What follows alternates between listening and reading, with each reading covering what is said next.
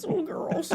Oh, you're going to have a blast because it's like a Christmas show. Yeah. Like there's a lot of Christmas stuff in it. I can't. You have no idea the excitement that is coursing through my blood. Like, I can't also, wait. If you and I don't play Miss Hannigan and Rooster at some point, I'm going to lose my mind. No, but you would have to play who's the girl who Bernadette played, because you can do a great Bernadette. Lily St. Regis. It's street.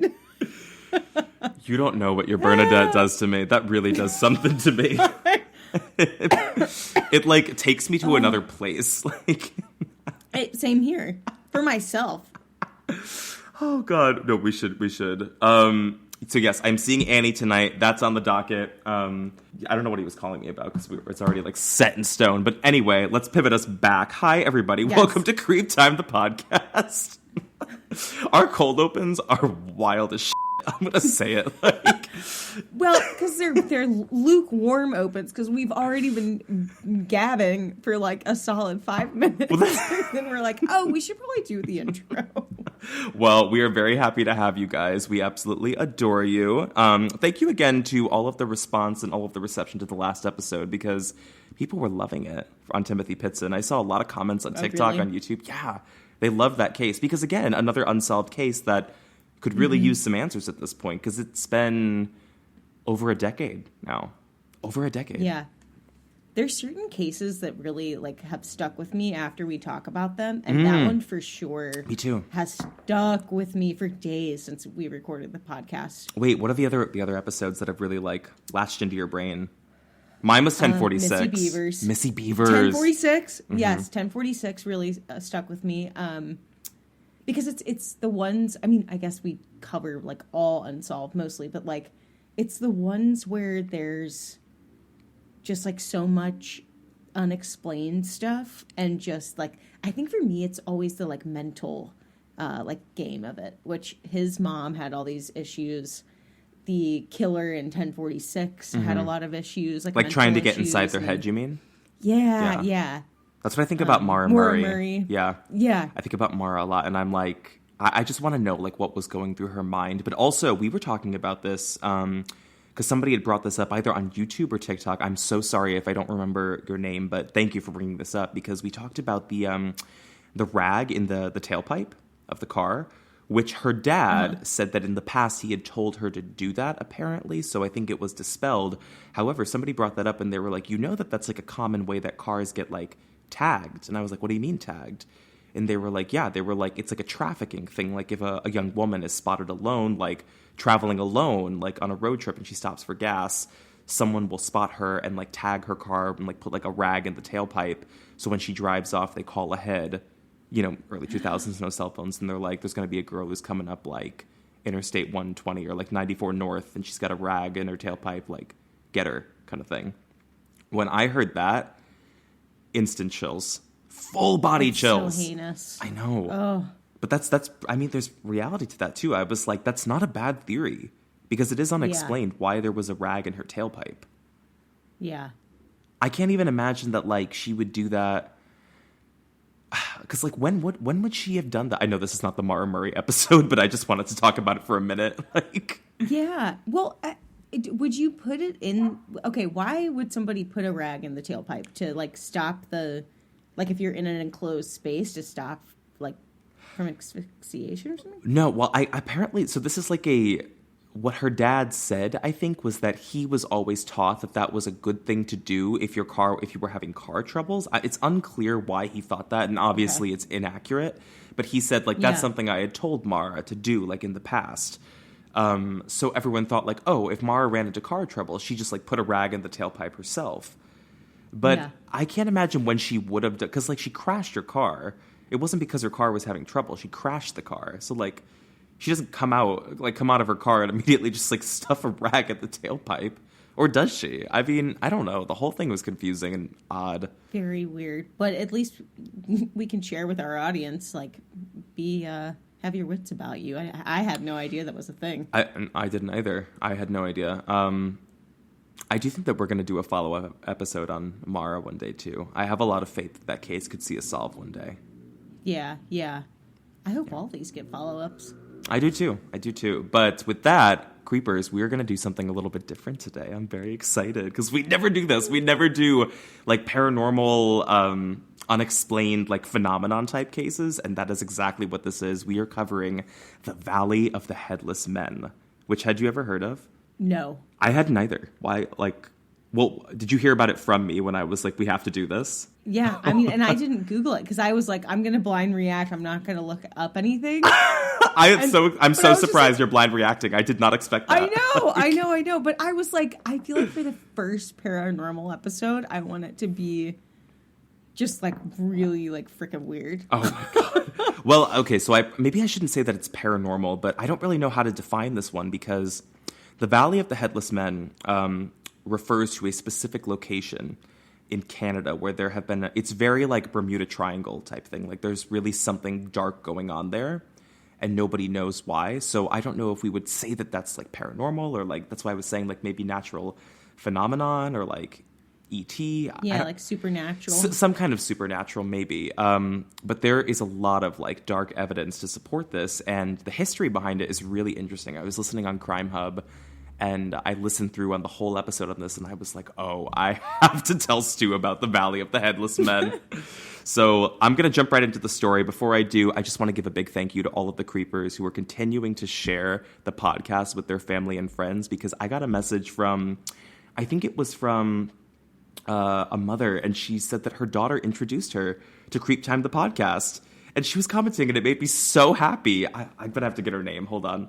Stall for a minute. I'll get your name so I can give you a shout out because that made us so happy. You have no idea. Yes. Well, I feel like you've thanked, but I don't know if I've thanked. Creepers, thank you so much. It's so fun to be able to like also interact with them so much. I feel like creepers are really interactive, which I just love. They are. No, they comment, they suggest. They're super ingrained in these cases. And I keep doing polls saying like, what's the next case you want us to cover? And you know what the number one is they always choose? Which I'm going to blind react to because I don't know shit about it.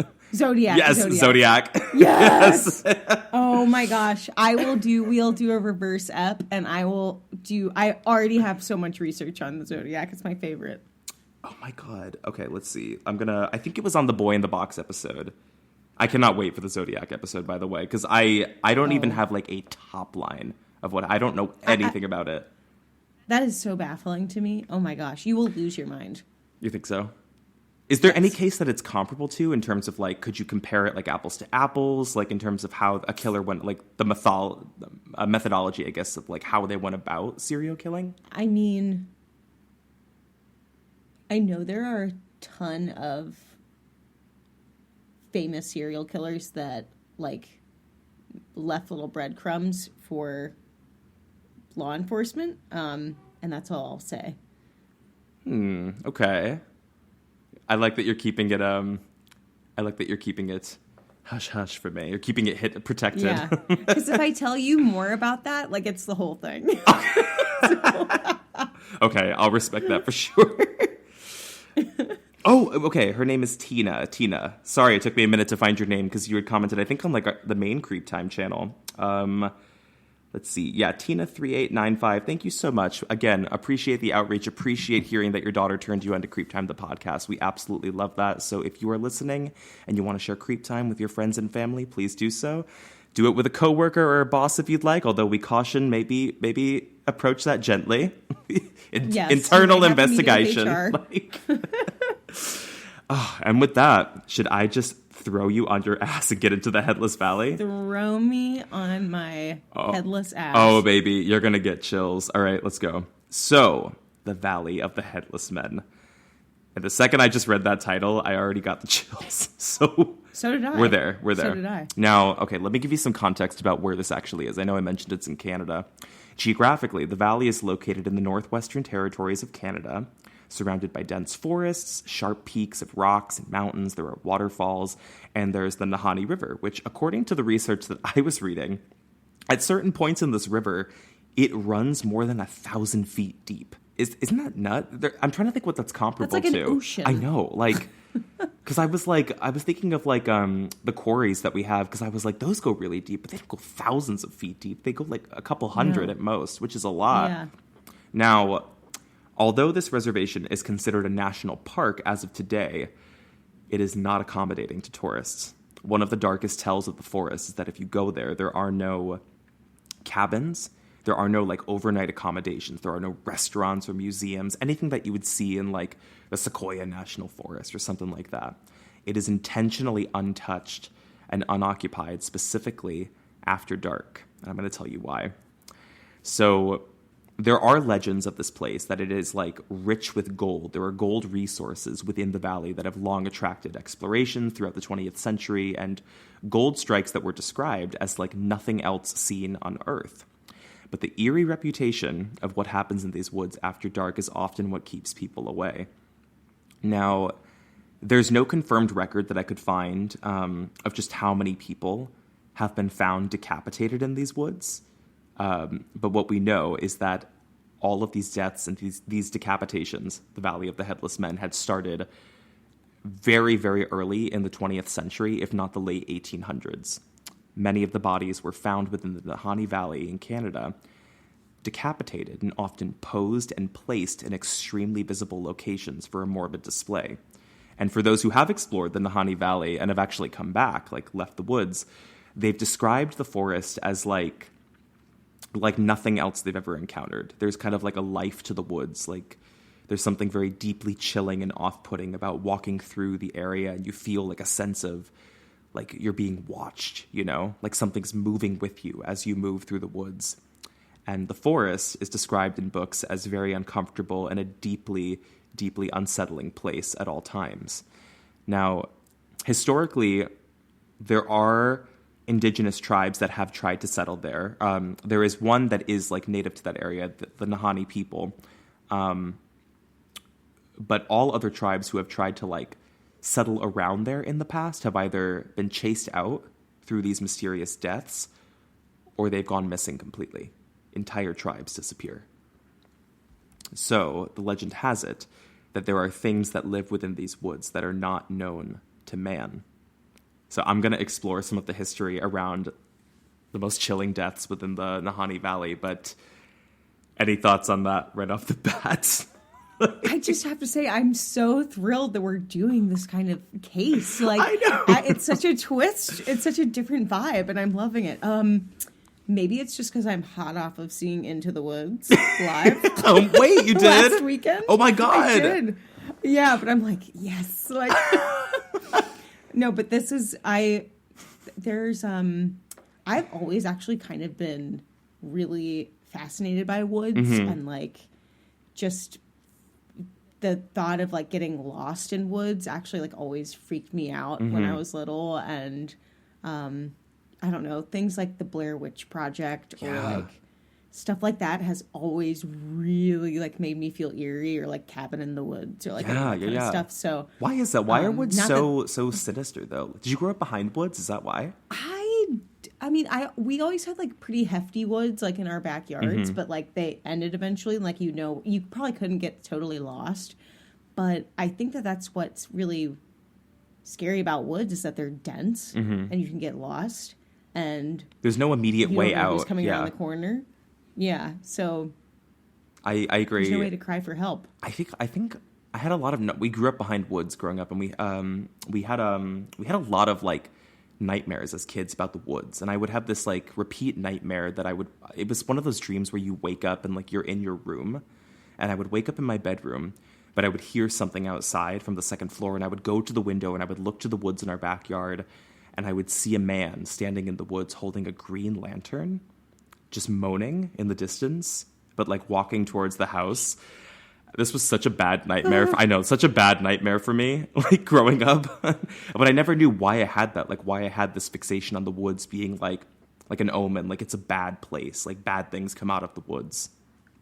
Yeah. Well, I think it's also that things take, I guess it would be that there's normal objects like trees and sticks and stuff like that, but just with the right amount of fear in you, things start to like shift and like become things seen not as they are. Yes. So I think it's really like it's interesting because like your mind starts to play tricks on you in woods. It does. It absolutely does. I also think it's interesting that a lot of people like personify the woods as like a living thing, the same way that they do the ocean. They always say the ocean always gives back what she takes, kind of thing. I think people think of the woods in that way as well. Like it's like a living, breathing thing. That's at least how I think people think of the Nahanni Valley.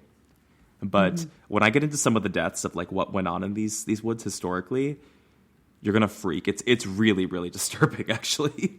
Oh my gosh. So let's start with the first story. I just wanted to go back as far as I possibly could into the history to tell you, like, okay, when did this all begin? Because the people who were kind of native and like or local, I should say, to like the northwestern territories of Canada, they knew about the Nahanni Valley, but it was known as like sacred ground, haunted ground, but nobody else in the early 1900s knew about that. Like, they just thought it was a desolate place. So the first story that I was going to fixate on was Willie and Frank MacLeod. So this was a team of brothers who were prospectors during the gold rush era, and they had heard these legends of this untapped resource within the northwestern territories of Canada. And although, like I said, the lore of the Nahanni Valley, it was not widely known at the time, as a haunted ground to everyone outside of this area of Canada, they just thought of it as like, oh, this is an isolated and desolate forest, and this is a perfect place where like prospectors can go and they can strike gold, and they would do so without any kind of competition, right? Because it's very hard to get to. There's no trail into it. You kind of have to go directly up the river if you want to get in. Now, those, like I said, those who lived in the northwestern area of Canada, they only knew of the location as a haunted place, but that was kind of lore that was passed down. There were no serious recorded deaths at the time, maybe like rumblings of tribes that had gone missing that had never been found. So without this knowledge, they take the risk and they ventured into the Nahanni Valley alone.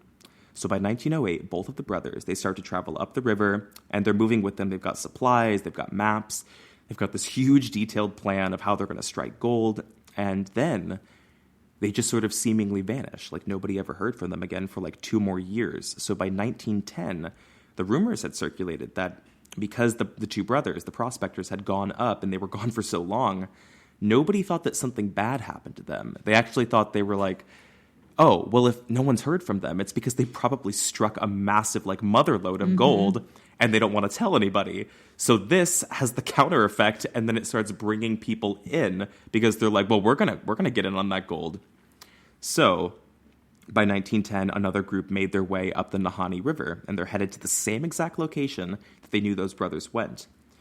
So as they're moving up the river, up the Whitewaters, they spot something in the distance on the shore, and it's 2 strange figures. So they pulled a bit closer to the shore of the forest, and they get a better look, and it appeared to be 2 human bodies, still clothed, filthy, extreme decay, and both had been brutally decapitated, and they were posed, sitting up, facing the river. So what really chilled them was that the decapitations were not normal. You know, like beheadings were, it's not that they were common, but like I think most people knew that they were done with a type of weapon. That's not what this looked like. It wasn't like a clean cut, like their heads were ripped off by a blade or by a knife or an axe. It was as if they were like roughly ripped off, like they were ripped off with force. And they just couldn't piece together like what could have done that, who could have done that to them. And clearly they assumed it had to have been people because they were sat up and posed without their heads. Now, the sight was haunting, and although it could not immediately be confirmed by these people that the 2 corpses were those of the brothers, it was later settled that based on the clothing they were wearing, it was definitely them, and they just had no idea what happened to them, and they were placed in full view of the river, and those heads were never found. I would probably turn back. I might call it off. There are other places to find gold. How interesting that they are facing the river. It's almost like, how dare you be here? How dare you like not appreciate the land? Like, how dare you try to like take and pillage, I guess, something that's like native to this area. Yeah, well, that was my first thought. I was like, it seems like a warning sign, right? Yeah. It's kind of like they're placed there in full view of the river because it's like facing other people who are coming in. Oh my God, are Yeah. you chilly? No, sorry. You did- I was like, I don't want it to like muffle ASMR. It gave me tingles just now. I was like, are you putting on a jacket? I think it's because I got chills with you telling me the story, so I had to put on my jacket. Fair enough, girl. Okay, well, let's see. So what happens after this? Because, like I said, I would have turned the around. Like, I can't handle that. So word would spread, and the rumors of like other strange deaths that were in the valley, they kind of reach outside of the northwestern area of Canada. And there's also these reports at the time of people seeing mysterious figures lurking through the woods. All of this circulates back, but it's quickly dwarfed by these sensational stories that it was possible. Everyone was like, oh, there couldn't be anything like sinister with their deaths. They're like, the brothers were probably killed by other prospectors who came in, found this motherlode of gold, and they killed them because they were like, we want it all for ourselves. So they just took those brothers out. So it has this counter effect, and it attracts more people into the Nahanni Valley, up the river. And these men, Stu, they came in droves. Like, they're hiking up through the valley, they're coming up through the river, they're bringing all this supplies, but with more entering the forest, even fewer would leave. Now, the next major recorded sighting that I was able to find in the books, let's see, it was placed about a decade, or I think a little bit less than a decade after the MacLeod discovery. So this is prospector Martin Jorgensen. So he made his way into the valley on a hunch. He was like, I believe that there is a gold strike in this valley that is unlike anything else in North America. So there were these distant records at the time, like I said, of the Nahanni people. This was like the only known indigenous tribe that lived just outside of the valley. But no one ever saw them. They were kind of notoriously elusive, and they avoided outsiders out of fear, but they were not a violent people, that should be noted. Nonetheless, Martin comes in anyway, and he travels up the river. Same thing. But he floated so much more supplies because he really believed in this gold strike, that he would be there for years. So he brings enough supplies basically to build like a full cabin. So that's what he does. He spent a long spring building a cabin. He was digging for gold. He was fishing. He was hunting, using the resources of the land. And then I think based on a series of letters that were recovered, he had written to I think his family and his confidants, and he said that he found a gold strike there in that valley like nothing he had ever seen before in his lifetime.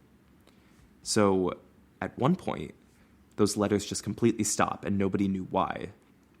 Now, concerns grew from the family for the same reason as the brothers, thinking that, like, oh my God, he found all of this gold. Maybe other prospectors got to him, or maybe he got lost in those woods. But what they're able to do, like the relatives, they're able to organize, I think, a search party with enough locals who were local to, like, the northwestern part of Canada to go up the river and try to find him. So they travel up the river into the valley, where they immediately spot his campsite near the shore, burned to the ground. Now, they go into the charred ruins of the campsite, and they're searching, where they do eventually find his remains. And just like the MacLeod brothers, his head had been brutally ripped off, and they never found it. Come on. Like... Okay, question. When you say ripped off... Yes. This was not a clean cut? Not at all. This was not a... No. Ripped by force. That was the thing that was noted, is that all of the decapitations were extremely rough. They were not done with weapons like axes, knives. It was like something that had enough force to grab a head and pull it off a body did that. That's what was odd. And the heads are never found. Insane. Yeah. So his, I think, is the third high-profile death that's followed here. And then it's around this time, after this murder... I think the local cultural perception of the forest had changed drastically. It's no longer just haunted ground. It feels a little different, like it's like a cursed land at this point, right? Mm-hmm. And this is kind of marked in different writings. Expeditions from prospectors began to halt, and those who were familiar with the legends started to name different landmarks within the creeks and the rock formations with these very dark, sinister names, like Headless Creek, right, and like Funeral Range. And the reputation of the forest, it was no longer this beacon of hope to other prospectors, for riches, but it was a grim place where something was going on in those woods. But of course, money is a very powerful thing. So there were still people who were after the legends of the gold. Because if you remember, he said that he found a gold strike there like nothing he'd ever seen in his lifetime. However, when they went to find him, and they did find his charred body, they never found any of the gold strike that he was talking about. But word of this travels back, so prospectors still do come. It's just a little bit different now. They're taking shorter trips, they're going with larger groups to protect themselves, and they're going during the daytime only. Now, this is also when things, I think, shifted with different explorers and geologists who were now going into the valley, not for gold by like the 30s and 40s, but they're going in to understand like some of the dark history behind it and figure out why these things are happening, what's out there that's doing this to these men.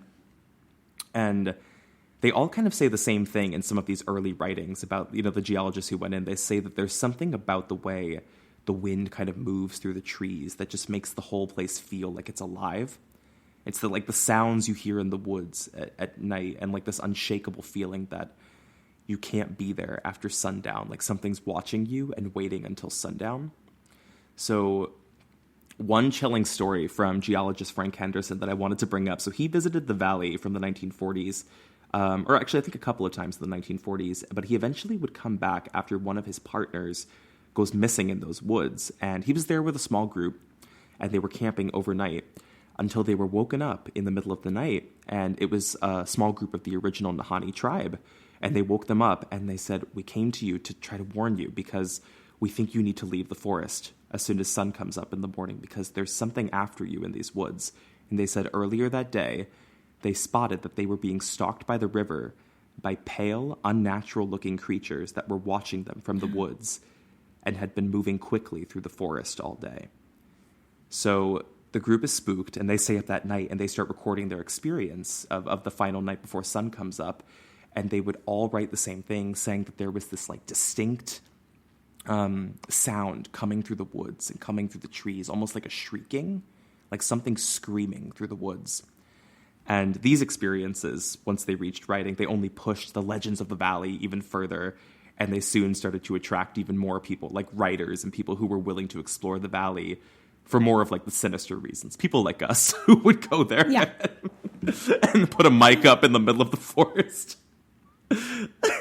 And specifically, people wanted to know more about the pale, unnatural-looking creatures because that really became the sensationalized story. Like, whatever those things were that roamed the land. How do you feel about that? Yeah, well, also that they're geologists, like they're scientists, so you'd expect them to take a very, like, matter-of-fact, hypothesis kind of approach. Yeah, where they're gonna very level-headed, not like... sensationalize. Yeah.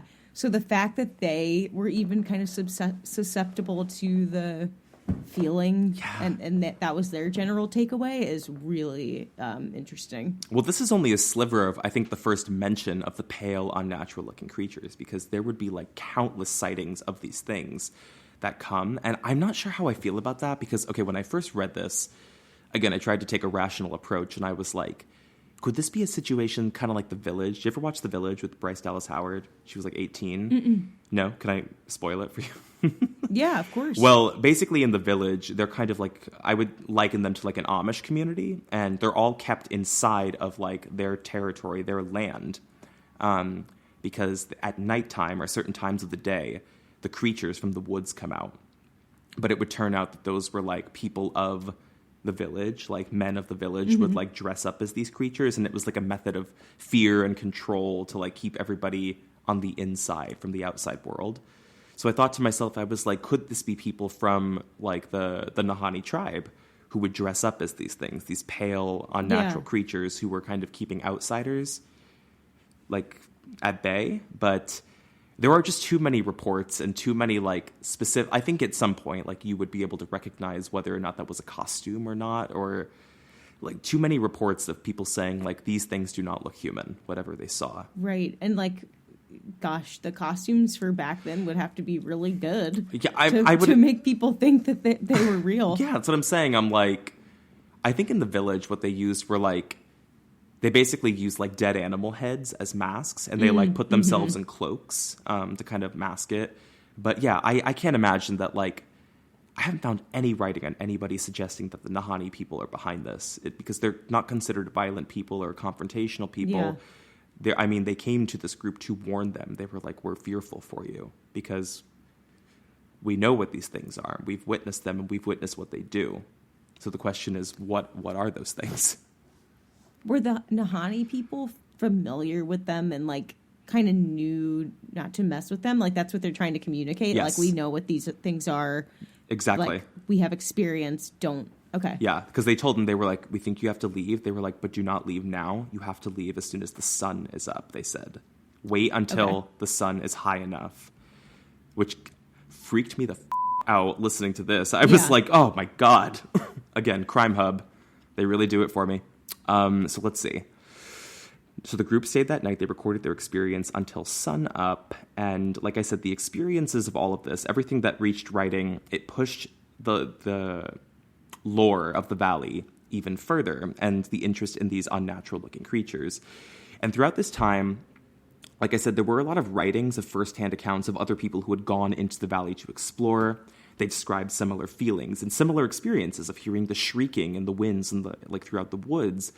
And they also described this fog. So it was like an unexplainable fog that would kind of come over the valley without warning at different parts during the day or like early in the night. And that's when they would witness the pale creatures kind of walk through the woods. The valley actually possessed even more of itself underneath itself. It was an elaborate cave system, we would later find out, that was discovered later on within this territory. And I think that turns us over to Jean Periel. He was a famed explorer at the time, and I think he had completed a total of 4 ventures only into the valley, which he was dead set on kind of navigating the underground cave system, which he suspected could be massive throughout the valley. These cave systems are extremely narrow, as he would learn, like so narrow that to get through a lot of the passages, you have to get on your stomach and kind of like inch yourself between like wedges. But he was an explorer. That's what he did. So he's doing this during his like 4 expeditions through there until he finds something unimaginable in the valley. So what he would discover, I think, in total 200 caverns. But within, I think, one of the last ones that he found, he would wedge himself in, do the army crawl, gets inside of the cavern where he found more than 100 human skeletons placed in there without explanation. No, I was like, don't say it, don't say it, don't say it. There's human skeletons. Human skeletons. Don't say there's bones. So he would actually, chilled, as you can imagine. He retrieves some of these remains that I think were later brought back to a university and they were tested. And it turns out those bones were more than 4,000 years old, with no explanation as to how more than 100 of them had not only crawled through that narrow passage, assuming it was like that for a very, very long time, or how they even died. And the cavern is now known as Valerie's Cavern, and very few dare to venture towards it today. The second I heard that, I was like, this is ancient burial ground. This is something. Yeah. This is something else. 4,000 years old. Yeah. I was like, there's something there. That is, okay, like I know we always joke, we're like, it's spirit. That is spirit. It can't get much more haunted than that, truly. That is old school spirit. But ooh, don't want to mess with that. Well, I want to talk a little bit more about like the mystery of the valley and why it feels especially strange after sundown. So many latched on to like this lore and they continue to explore the forest, and they're strictly doing so during the day. This would go on for years, anybody who goes back into the valley, because there continued to be these reports that would surface of like missing people all throughout like decades and decades. This goes on. And there was something else in 1946 I wanted to mention. There was another grisly discovery that was made by a group who I think was also traveling up the river. It's unclear why they were there, but I think at this point, none of it was for like the hidden riches of the valley. It was all to like learn about the lore. But they're traveling up the river and they found a sleeping bag on the shore. So they went over, they start prodding inside of the sleeping bag to see if somebody left like, their belongings in there. At the bottom of the sleeping bag were crumpled and crushed, unidentified remains of a Canadian prospector whose body had been like wedged into the corner of that sleeping bag. And of course, he is found without his head. missing. Decade after decade, the reputation of this forest kind of persisted, and there were continued reports of missing people and the bodies that would turn up, and none of these heads had ever been found. And what's odd to me is that, like, decades and decades after all of this started back in the early 20th century, the reports of the pale creatures still persist to this day. People still talk about sightings whenever they venture into the Nahanni National Forest, because it is a national forest now. But there is something else that I wanted to talk about that's also strange about this place. So what was unusual was that there's a certain sliver geographically of the Nahanni Valley. They call it Funeral Range. And this specific area is known as a dropping point where there have been a staggering number of unexplained plane crashes into the valley. So this gave way to theories that, like, maybe this isn't quite paranormal. Maybe this is like a I don't know, natural phenomenon, like Bermuda Triangle, geographic phenomenon. There's something about these woods that, like, captures, like, takes you in, kind of thing, and doesn't give you back. Like, that's the consensus. But it only furthered, like, the lore and the mystery around this place and why it feels like sinister ground. But that's pretty much all that we know about the valley. I mean, I wanted to keep it super top line so we'd have enough time to, like, talk about this, but yeah. What is your overall impression of that? Okay, this is so crazy to me. There was this game that I know I've talked to you about before called Until Dawn, and it's basically this story. Oh. So I'm wondering if they took inspiration from it. Like, Maybe. Do you mind if I Google it? Because Do it. I'm as gonna you Google were it telling too. me, I was like, It's a game? Oh, it's like it's like a video game. Oh, gotcha. I think I told you about it, and we were giggling because it's like Hayden Panettiere. Oh, no, you were inspiring me. I was like, should I get a PS4? It's super fun to play. But they, like, go up to this cabin in the woods, and there's these, like, creatures, and there's, like, this whole lore of it being like a mining town. Oh. And there's these creatures that, like, get them. So I don't know if they took from this. Maybe. Hold on. But maybe. Let's see. Nahanni Valley. Or maybe if they did, they didn't quite mention their original inspiration. But, I mean, this is, like, the Creepers. I hope you enjoyed that's a very, like, spooky episode for us. Like, I know. That's creepy. I have literal chills right now. I'm very, very, like, freaked. Do you think you could ever go into a place like that? Like, would you ever do that? well, I don't know. I mean, oh my God.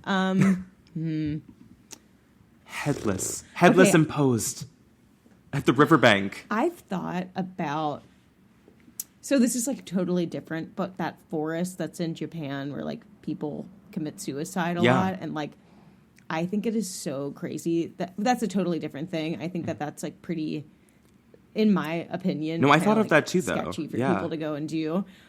But I would be lying if I said, like, there wasn't this just insidious, like, interest in it for me, like, to go in and, like, I think that's just, like, human nature to, like, see if you'll, like, live to tell the tale, sort of. Places like that, they have energy to them. I don't know if it's energy that they Yes. possess or it's an energy because of, like, there's a focus from a lot of people on those places. Because I know exactly what you're talking about. Because I thought of that too while researching this. I was like, we pick these places and we build, like, lore and, like, legend behind them because dark things do happen there, whether they happen by chance or something other. But when you go to those places, you feel different. You feel an energy. I've experienced that with going to haunted places all the time. Yeah. But what really is so different about this one is the feeling of it being ancient and the, like, people that were originally there, the feeling that you're, like, taking from them, like, what is rightfully theirs. Yeah, sacred ground. At least that's how I feel about it. Yeah, it's like sacred ground. I don't think I could ever step foot in this place. Like, well, it's crazy because it is a national park. So eventually Canada protects this land. They protect it. And there's a lot of conspiracy on why they did this and why they didn't just leave it as, like, I don't know, desolate territory. But now that it's under Canadian possession, the majority of it is completely closed off from the public.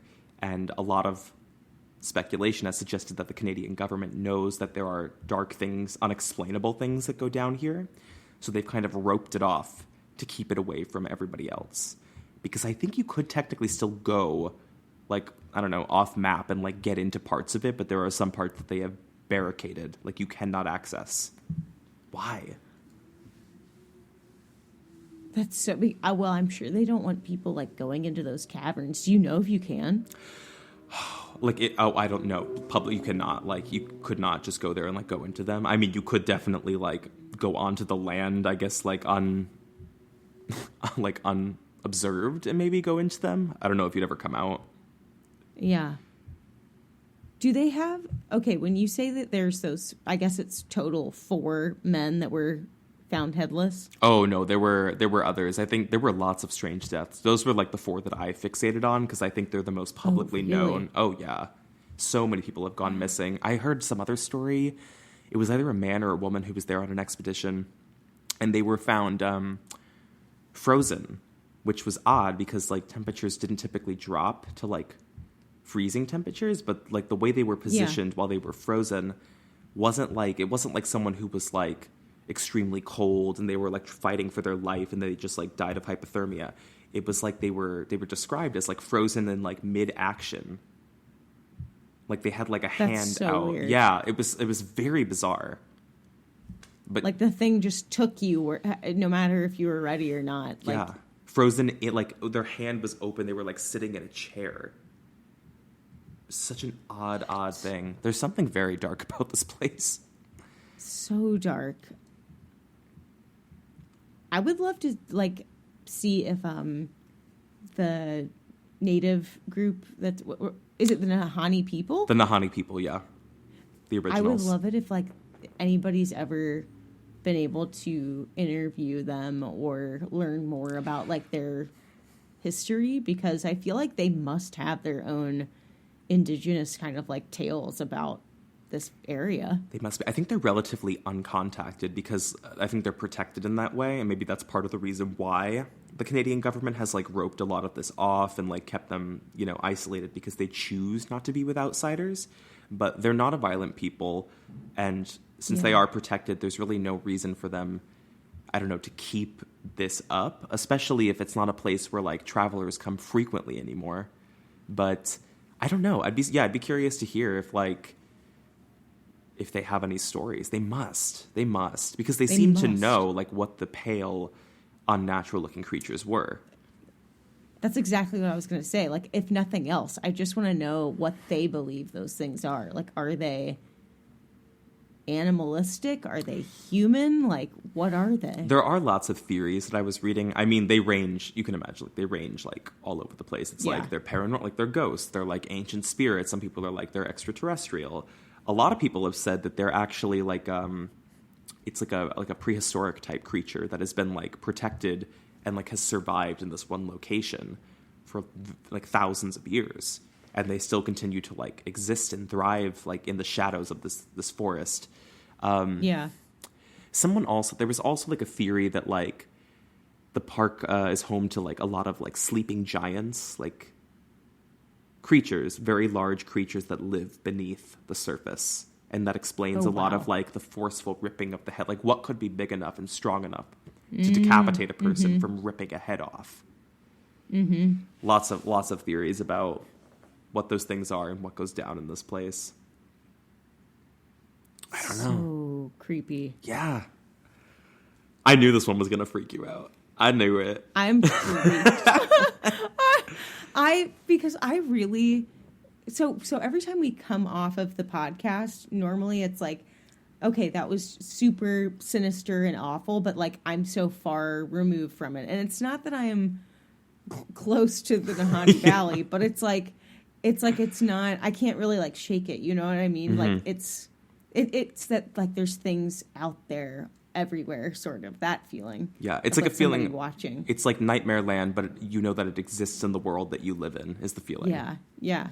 I can't explain why I feel, like, a little bit closer to it. It's like one of those irrational thoughts where you're like, I feel like I'm going to find myself in a situation where I'm there one day. I don't know why. Totally. I think about it all the time when I go to the park here, which is like deep in a valley. And it's just like once you get in there, I don't know who's in there too. Like that's the thing about woods. Once you're in, there's no like telling what you're going to find. Just because, I don't know. It's just... I think you're onto something with that, though. The woods are interesting because it's like, it is a place where there are so many things that are hidden in plain sight, but there are no places to hide, if that makes sense. Like, there was this feeling that something is always lurking or watching you that you can't see, but if you had to escape, there's no exit and there's no place to hide. It's that vulnerable feeling. That's the woods. Yes. And it's very much like you... Okay, like, let's think about when you go into... This is a really silly example, but like a public space, like a mall, or if you were to see something weird, most everybody around you is seeing it too, even if you're not saying something to somebody. But there would probably be a chance that, like, in passing, you might be like, don't go in there, or like something's weird or whatever. The woods are like, not only is there a chance you're not going to see the weird thing, but there's nobody to really like communicate to it about in real time. And you kind of just like leave never knowing if like you were truly safe the whole time, or like if there's things that are still in there. Like it's just weird. You just gave me chills. I hate that. No, you just gave me... No, because that's true. Yeah, you leave with the unknown of like, was that real what I just saw? What I just experienced? Like, was there some truth to like what I saw in the darkness of the forest, or like what I heard in the woods? I have a great fascination with like Sasquatch and Bigfoot. I got in a huge kick about this. But I also got, this like brought me down a rabbit hole, like going through my Sasquatch research into like the mystery of national parks, not even just in, you know, the US, but like all throughout North America. There are countless cases of missing people. And this is a this is a story for another podcast, but there is a huge conspiracy. And I think there's some evidence to back up this conspiracy that in North America, there is a very vast underground cave system, a tunnel system that was like both naturally forming, but also extended like hundreds of years ago. And there are reports that there is a whole underbelly of feral humans who live beneath North America, and they take people from national parks. I think it's called Missing 411 is like the huge like investigative project on like all of the missing cases that have happened in national parks where like bones were never found, like no remains were found, clothing or anything. People seem to just vanish in these places. Or they like accidentally find themselves going through like a cave that takes them into like an underground tunnel, and they like keep traveling through it and they end up on the opposite side of a park. Like strange occurrences like that. I almost wonder sometimes if I'm trying to piece together like some far-fetched but like possibly logical explanation for the pale, unnatural-looking creatures. I'm like, feral humans that live underground, pale humans.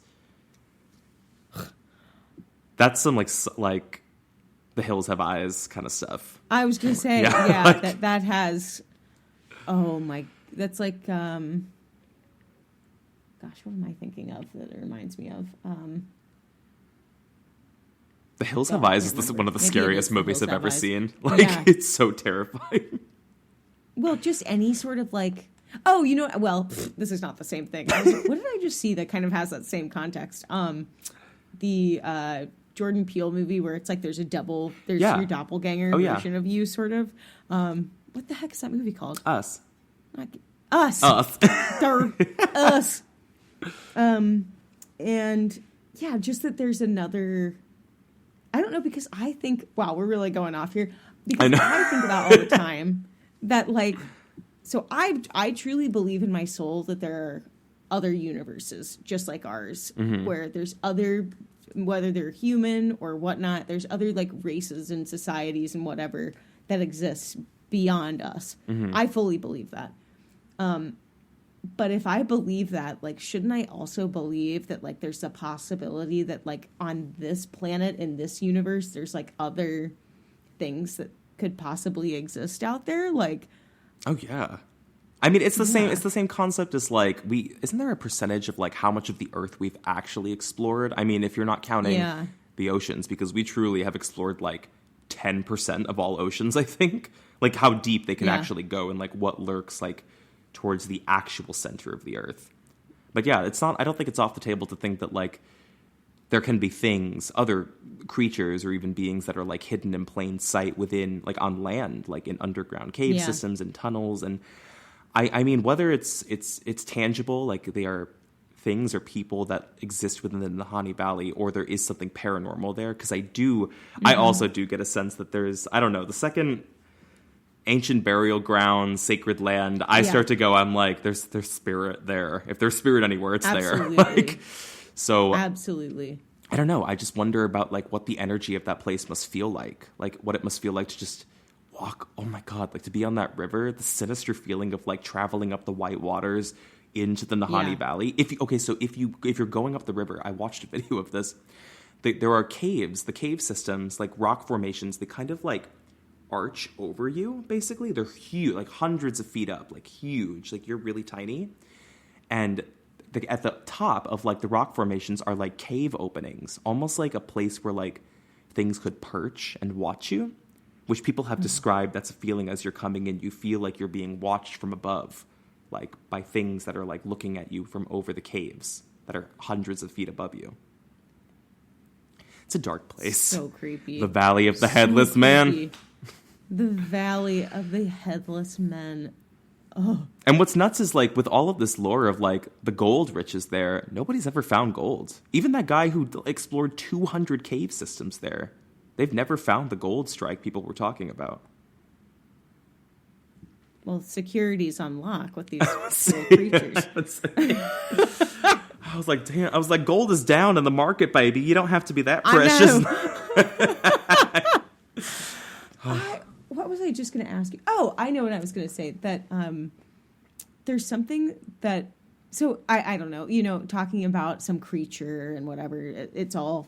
We don't know if any of those things actually exist, but Native American people and like Native tribes, I feel like just have such a different ability to like tap into energy and like tap into things that like modern society has either just like forgotten how to do or like thinks is a hoax or thinks is like I believe that people that are from native lands, there is a connection of like energy to that land and that, like a language almost that like they can speak that we can't. Well, it's interesting too because a lot of indigenous tribes, they have like you kind of touched on their own lore about different creatures that exist, and I got really fascinated with oh god, I'm gonna forget what they're called. I became really fascinated with these stories that came from a lot of different indigenous tribes in the U.S.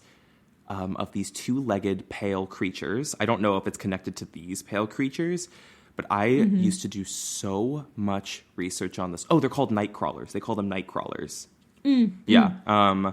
Stu, if you look up videos, because like people have claimed like you'll see like garage camera videos, and like I know there are a lot of things that can be like faked, but like some of these videos have actually gone through like analysis of people who like work in like visual effects, and they're like, this is not something that you can like easily fake, but like the visual of them, it matches. I know I sound wild right now, but like the visual of them. No, I'm giggling because I'm so freaked out right now because the sun has gone down. This happens every episode, Creepers, where at the end of the episode, I'm on the East Coast and it's pitch black in my apartment and I've not turned on any lights because I had natural light all day, and now you're sitting in here telling me about night crawlers, and I'm looking around my apartment, it's pitch black. Pitch Watching black. You descend into the darkness of your apartment is always fun. As I'm getting into like the meat of these stories, I'm like, I pray for her. But what's interesting, the reason people connected these creatures, these night crawlers, back to these indigenous stories was because the stories led to actual like wood carvings of these creatures, which look exactly like the ones that are caught on camera. I don't know. If there's something I want to believe about, like, I think I would be more prone to believe that than I would even Sasquatch, to be honest, because it makes a lot of sense. It's just kind of unexplained, like, what those things are. And the way that they move on camera also would be, like, incredibly difficult, I think, to fake. You know, if it was like a practical Yeah. special effect, it would look extremely unnatural, unanimal-like. Like the human eye can spot like what moves like a living animal and what's like an Yeah. animatronic, you know? You can tell. Yeah. I don't know. I mean, I don't think it's off the table to assume that like something similar to that, because the lore, the indigenous lore of that refers to these as like spiritual creatures that only come out Yeah. at night. They don't come out during the day. I don't know if there's a connection, but maybe. Creepers, should we revisit this later on? Maybe we should. We'll do our next episode from the Nahanni Valley. I was going to say, eventually when we start to go to these places, Oh, no. you and I have to take a hike through the Nahanni Valley. Stu, I can't. I'm way too scared for this. I can't do that. You are so funny because, like, I would go do that in 5 seconds, and you were like, I can't. But you stay up till 4 in the morning making TikToks. I know. Just scaring the absolute shit out of From yourself. the comfort of my space. I mean, know, you could get baby. me on the Queen Mary, maybe. I'll go on the Queen Mary for a day trip. Yeah, I would love to. we could do that. It's in Long Beach, I think. It's in SoCal. Let's do it. Whenever you come to visit. And Creepers, We have many places that we have to hit up. just in SoCal alone. Like anytime you come to visit LA, Yeah. we're gonna go to the Cecil Hotel. You know that, right? That's number one. We have to go to the Cecil. I'll book us a room. So will I. I think I don't know if they're still calling it the Cecil Hotel. They've definitely changed the name like 4 times over, but you know what went on there. You know that place. Yeah. But Yeah. that's another episode that we're waiting to do, the Elisa Lam story, until we're actually in. I get chills, excited chills, just thinking about us sitting in a hotel room. If I could, I'll try to book us the actual room that she was in. I'm literally planning a 2023 trip just for that. Please, I will be here. And Creepers, we will go anywhere you request of us, except the Nahanni Valley. But Yeah. tune in for another episode of CreepTime, the podcast. We will do it next week. Thank you again for listening. We absolutely adore you. I'll say goodbye to everybody. Bye. Bye, guys.